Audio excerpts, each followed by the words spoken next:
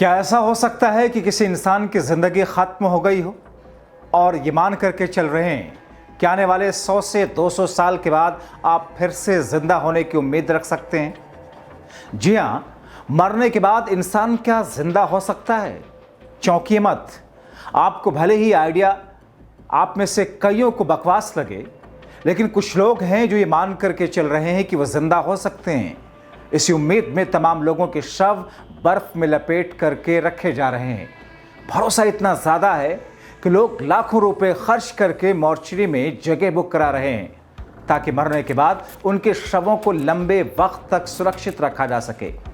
इस पूरी योजना को क्रोनिक्स स्कीम के नाम से जानते हैं।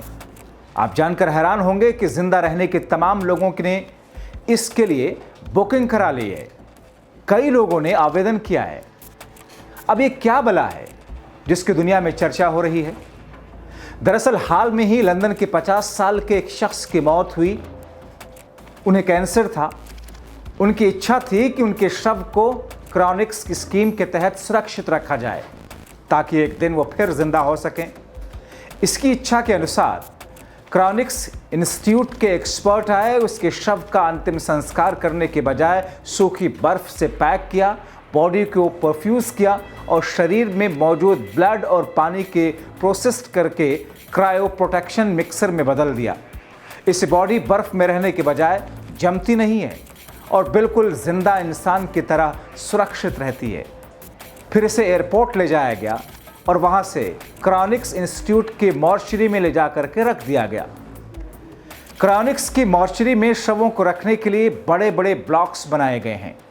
इसमें लिक्विड नाइट्रोजन में बॉडी को 196 डिग्री सेल्सियस में रखा जाता है, जिसे जमाया जाता है इस उम्मीद में कि भविष्य में कोई ऐसी तकनीक आ जाएगी जिससे मरे हुए इंसान को जिंदा किया जा सकेगा। उस वक्त सबसे पहले उन लोगों को जिंदा किया जाएगा, उससे उन बीमारियों का भी इलाज करने में उनको मदद मिलेगी जिसकी वजह से उनकी मृत्यु हुई थी। जिन लोगों के शव अब तक इस मॉर्चरी में रखे गए हैं उनमें कई स्टूडेंट, शेफ, सेक्रेटरी और प्रोफेसर शामिल हैं। अब तक 250 से ज़्यादा लोगों ने अपने शव यहाँ पर रखवाने के लिए बुकिंग कराई है।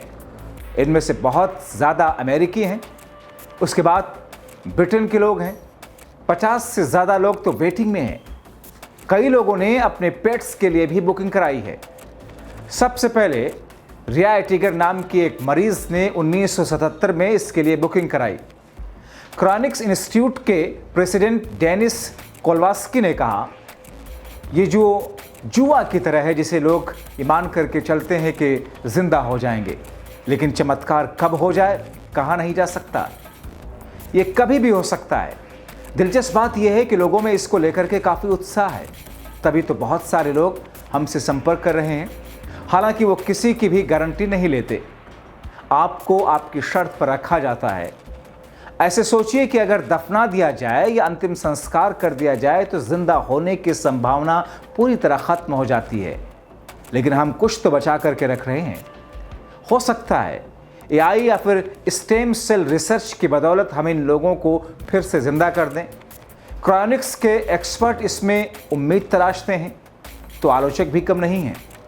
तमाम लोगों को लगता है, काफ़ी अच्छी खासी तादाद है ऐसे लोगों की, कि ये बकवास बात है।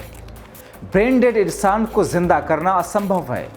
हाँ, अगर उसका हार्ट या लीवर खराब है तो जिंदा करना आसान होता है।